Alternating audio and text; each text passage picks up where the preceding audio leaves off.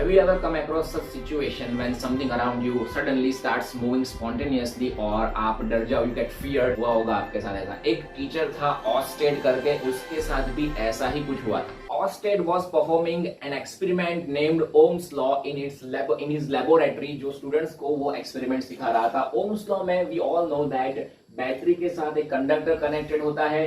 Battery का voltage V जितना हम इंक्रीज करेंगे उतना कंडक्टर में से करंट इंक्रीज होगा। This is Ohm's law, current directly proportional to voltage.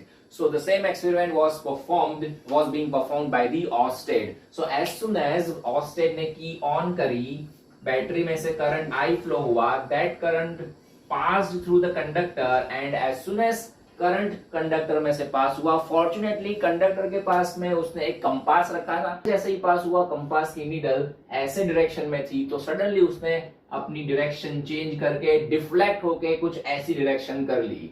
मतलब यहाँ पे कुछ ऐसा ही हुआ जैसा कि सडनली हमारे आजू बाजू में कुछ चीज स्पॉन्टेनियसली चेंज हो जाती है, राइट। तो इससे ऑस्टेड डर नहीं गया, बट वो पूरा डीप में गया ये बात के कि ऐसा क्यों हुआ और उसने ढूंढ निकाला। जब भी कोई कंडक्टर में से करंट फ्लो होगा, कोई कंडक्टर में से करंट फ्लो होगा तो उसके अराउंड में मैग्नेटिक फील्ड जनरेट हो जाता है।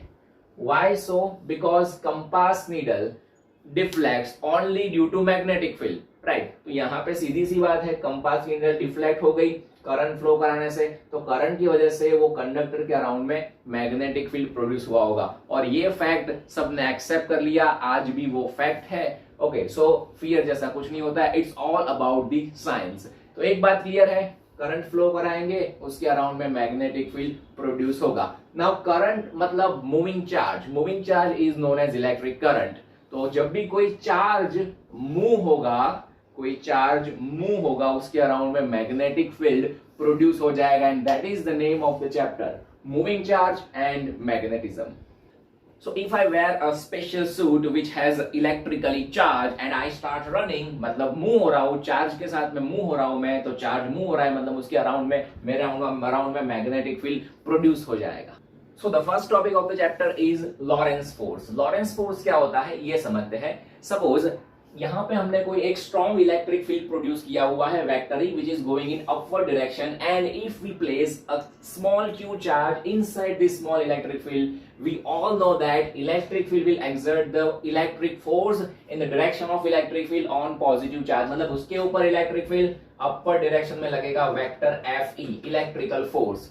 ओके, इलेक्ट्रिक फोर्स उसके ऊपर अपर डायरेक्शन में लगेगा और नीचे उसके ऊपर ग्रेविटेशन फोर्स भी लग रहा होगा। तो ये इलेक्ट्रिक फोर्स ग्रेविटेशन फोर्स को ओवरकम कर सकता है और उसको ऊपर उठा सकता है इलेक्ट्रिक चार्ज को। मतलब कि अगर मैंने वो सूट पहना हुआ है पॉजिटिवली चार्ज और मैं यहां से नीचे से एकदम स्ट्रॉन्ग इलेक्ट्रिक फील्ड प्रोड्यूस कराऊं, सो ग्रेविटेशन फोर्स को वो इलेक्ट्रिक फोर्स ओवरकम करके मुझे ऊपर उठा सकता है। I will be floating in the air. Okay, but मुझे ऐसा है कि यार फ्लोट नहीं करना है, आई वांट टू फ्लाई करना है मुझे, तो क्या होगा? तो भाई यहाँ पे हमारा मैग्नेटिक फील्ड है वो हमारी हेल्प कर सकता है। कैसे कर सकता है देखते हैं। सो यहाँ पे मैंने एक मैग्नेटिक फील्ड दिखाया हुआ है, as you can see dot से। डॉट का मतलब ये होता है कि मैग्नेटिक फील्ड ये व्हाइट बोर्ड में से बाहर निकल के आ रहा है, अंदर से ऐसे बाहर आ रहा है। ओके, बाहर आती डायरेक्शन मतलब डॉट, और अगर अंदर जा रहा होता तो हम क्रॉस करके दिखाते, क्रॉस से दिखाना पड़ता। Okay, so in this situation magnetic field is coming out from the white board और उसके अंदर देखो you can see a small q charge, that small q charge is moving upward with velocity v। okay, small q charge is moving upward with velocity v। so it is found that whenever a small q charge is moving inside the magnetic field, अभी हमने देखा कि भाई moving charge generate magnetic field, ये moving charge है उसके around में उसका मैग्नेटिक फील्ड प्रोड्यूस हो जाएगा और ये एक्सटर्नल मैग्नेटिक फील्ड है। So both magnetic field can interact with each other. दो मैग्नेट को पास में लाएंगे तो क्या होगा? दोनों का मैग्नेटिक फील्ड इंटरेक्शन करेगा और उसकी वजह से दोनों एक दूसरे के ऊपर फोर्स लगाएंगे। But here this magnetic field is really strong compared to the magnetic field of this small q charge। that's why इसके ऊपर कोई फर्क नहीं पड़ेगा और स्मॉल q चार्ज के ऊपर फोर्स लगेगा इंटरेक्शन की वजह से। ओके, जैसे कि एक बड़ी सी वॉल है सामने मान लो और उसमें तुम अपना एक्टिवा जाके ठोक दो, तो कॉलिजन तो दोनों के बीच में हो, इंटरेक्शन तो दोनों के बीच में होगा ना, बट वो वॉल को कुछ फर्क नहीं पड़ेगा, but your Activa will be damage. तो यहाँ पे भी ऐसा ही है, ये वीक है, ये स्ट्रॉन्ग है, दोनों का मैग्नेटिक फील्ड इंटरेक्शन कर रहा है, तो ये external magnetic field will exert the force on this small Q charge और उसको अपनी मोशन से डिफ्लेक्ट भी कर सकता है ड्यू टू दैट फोर्स।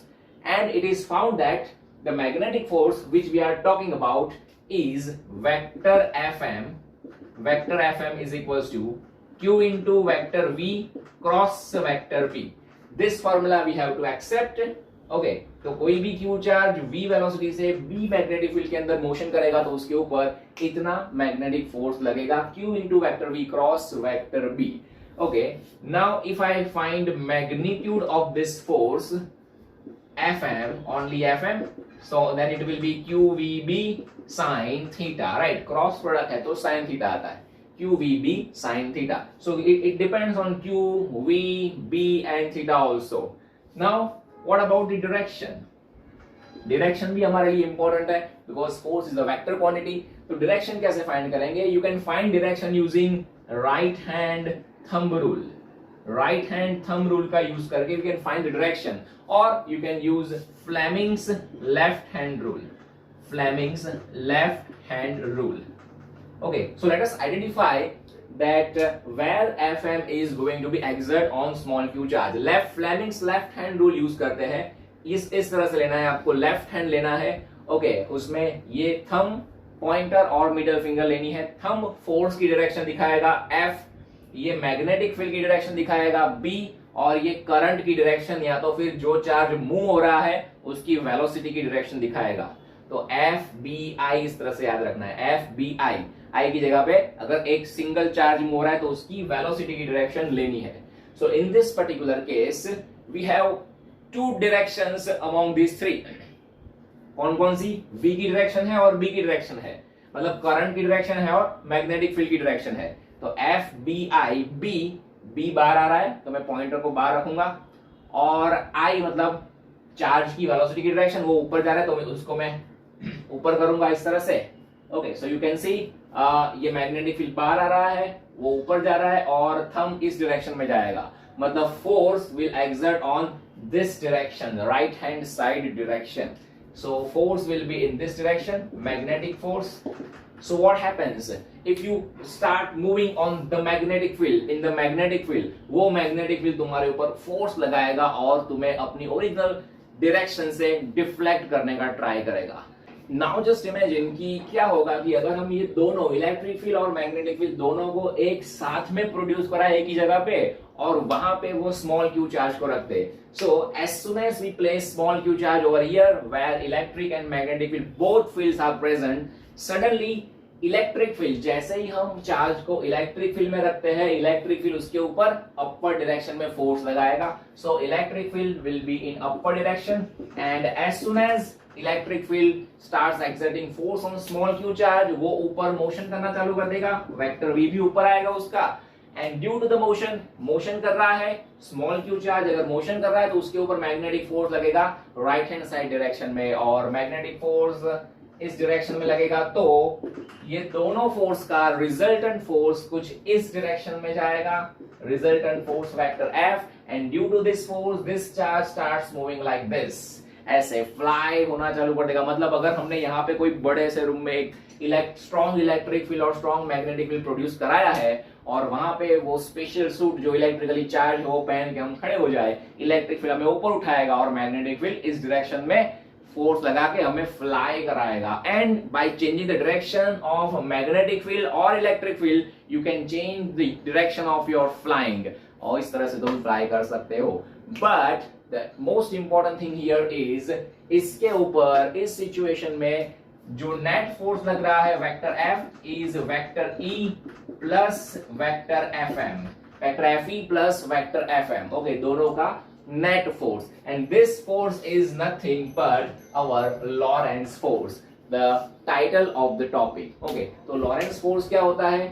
कोई भी स्मॉल क्यू चार्ज को इलेक्ट्रिक फील्ड और मैग्नेटिक फील्ड के कंबाइंड एग्जिस्टेंस में प्लेस करते हैं, एट दैट टाइम दोनों फोर्स का मिला के जो नेट फोर्स उसके ऊपर लगता है, that force is Lorentz force. Okay, so let us find out the formula for Lorentz force.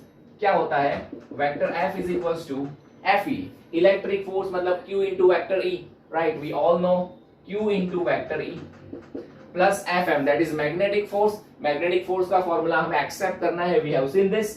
So Q into vector V cross vector B, right? From these two terms we can take Q common. So Q into vector E plus vector V cross vector B. So this is the formula for Lorentz force, right? Now हमने जो ये magnetic force देखा है उसके कुछ special points देखने हैं. This is new for us. So what is magnetic force? Vector Fm is equals to Q into vector V cross vector B. If I write magnitude of the magnetic force, Fm is equals to QVB sin theta. Okay, so if we consider Q equals to 0, Q equal to 0, Q 0 है तो magnetic force will also be 0. मतलब अगर कोई chargeless particle को magnetic field में move कराते हैं हम, तो उसके ऊपर कोई मैग्नेटिक फोर्स नहीं लगेगा. ओके, तुम अगर वो सूट पहनना भूल गए तो तुम्हारे ऊपर कोई नेट चार्ज नहीं होता है, यू विल नॉट फ्लाई, तुम्हारे ऊपर वो मैग्नेटिक फोर्स नहीं लगेगा. सिमिलरली अगर मैग्नेटिक फील्ड के अंदर हम न्यूट्रॉन को मूव कराते हैं तो neutron will never exert any magnetic force because it does not have any charge. Only charge particles can exert magnetic force. Point number 2, if V equal to 0 then also magnetic force is equal to 0. Simple सी बात है, V 0 है तो magnetic force भी 0. मतलब अगर magnetic field के अंदर कोई चार्ज पार्टिकल मूव नहीं करता है तो भी उसके ऊपर कोई फोर्स नहीं लगेगा. You have to move a little bit, थोड़ा सा मूव करो, उसके बाद मैग्नेटिक फोर्स तुम्हें ऑटोमेटिकली मूव कराएगा. Okay, then third point, if magnetic field is 0 then magnetic force 0. अभी वो तो बहुत कॉमन सी बात है यार, मैग्नेटिक फील्ड ही नहीं है तो मैग्नेटिक फोर्स लगाएगा कौन? बाहर से. इलेक्ट्रिक फील्ड कभी मैग्नेटिक फोर्स नहीं लगा सकता है, वो अपना इलेक्ट्रिक फोर्स लगाता है, right? So magnetic field must be there. Number 4, अब ये देखो 4 टर्म्स है, चारों टर्म को 0 दिखा के हमें बताना है. if sin theta equal to 0, if sin theta equal to 0, sin theta 0, what does it mean? Theta is equal to 0 degree or 180 degree. Then sin 0 हो जाएगा तो force B उसमें 0 हो जाएगा. What does it mean? What is theta here actually? Theta is angle between V and B. Okay, दो vector के बीच का एंगल होता है ना, तो वेलोसिटी एंड मैग्नेटिक फील्ड के बीच का एंगल है थीटा. तो अगर वेलोसिटी मतलब अगर कोई चार्ज पार्टिकल है वो मैग्नेटिक फील्ड की डायरेक्शन में ही मूव हो रहा है, that means theta is equal to 0, या तो फिर मैग्नेटिक फील्ड की अपोजिट डायरेक्शन में मूव हो रहा है, थीटा इक्वल टू 180, तो उसके ऊपर मैग्नेटिक फील्ड कोई भी टाइप का मैग्नेटिक फोर्स नहीं लगा पाएगा. ओके, मतलब कि अगर हमने यहाँ पे देखो इलेक्ट्रिक फील्ड ऊपर प्रोड्यूस करा था, स्ट्रॉन्ग इलेक्ट्रिक फील्ड एक बड़े से रूम में, वो इलेक्ट्रिक फील्ड की वजह से यहाँ पे कोई स्मॉल क्यू चार्ज रखा तो वो ऊपर मूव होना चालू हो गया due to the electric force. और अगर हमने ये जो रीजन है वो रीजन में मैग्नेटिक फील्ड को डाउनवर्ड डायरेक्शन में प्रोड्यूस कराया होता, डाउनवर्ड डायरेक्शन में, तो इलेक्ट्रिक फोर्स ऊपर लग रहा है and due to this electric force charge particle भी ऊपर मोशन कर रहा है. So what you can see, electric field magnetic field और वेलोसिटी के बीच का एंगल 180 होगा. तो इस केस में मैग्नेटिक फोर्स नहीं लगेगा तो हम हमारा जो एम है वो पूरा नहीं कर, we can not fly in that kind of room. Okay, so choosing the direction of magnetic field is really important. So these were some important points regarding magnetic force. Okay, last point of Lorentz force, definition of SI unit of magnetic field. Magnetic field हमारे लिए पहली बार आ रहा है तो उसका SI unit क्या होगा and how it can be defined. Let us see. So we have seen this formula, magnetic force Fm is equals to QVB sin theta. This is actually magnitude of magnetic force. Okay, so from this we can find out magnetic field B is equals to Fm divided by QV sin theta. Right. Now what I am going to consider that Fm is equals to 1 Newton. Fm is equal to 1 Newton. Small q is equal to 1 coulomb. V is equals to 1 meter per second. And sin theta is also equal to 1. That means theta is equal to 90 degree. Theta equals to 90 degree. It means velocity is perpendicular to magnetic field. Right. तो जितनी भी quantity है यहाँ पे वो सबको मैंने 1 ले लिया है। देन ऑब्वियस है कि magnitude of magnetic field will be 1 SI unit, 1 S, all the quantities are in SI system, so magnetic field का आंसर 1 आएगा और वो उसका 1 SI यूनिट होगा, right. So from this discussion we can define now the SI unit of magnetic field. कैसे define करेंगे समझो। If a 1 coulomb charge is moving perpendicularly inside the magnetic field with velocity 1 meter per second.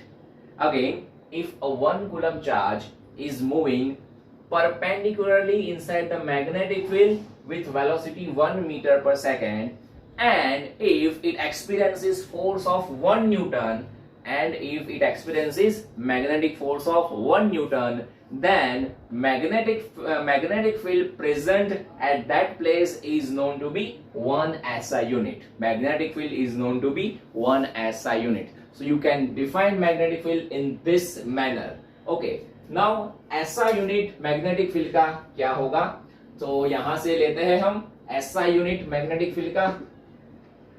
ऊपर है force, तो force के लिए we can write newton upon charge के लिए कूलम इनटू वेलोसिटी के लिए मीटर पर second. Sine theta does not have any unit, it is unitless and dimensionless. तो newton second upon coulomb metre is the SI unit of magnetic field, in the honor of the great scientist Nikola Tesla. This unit of magnetic field, SI unit of magnetic field is known as Tesla.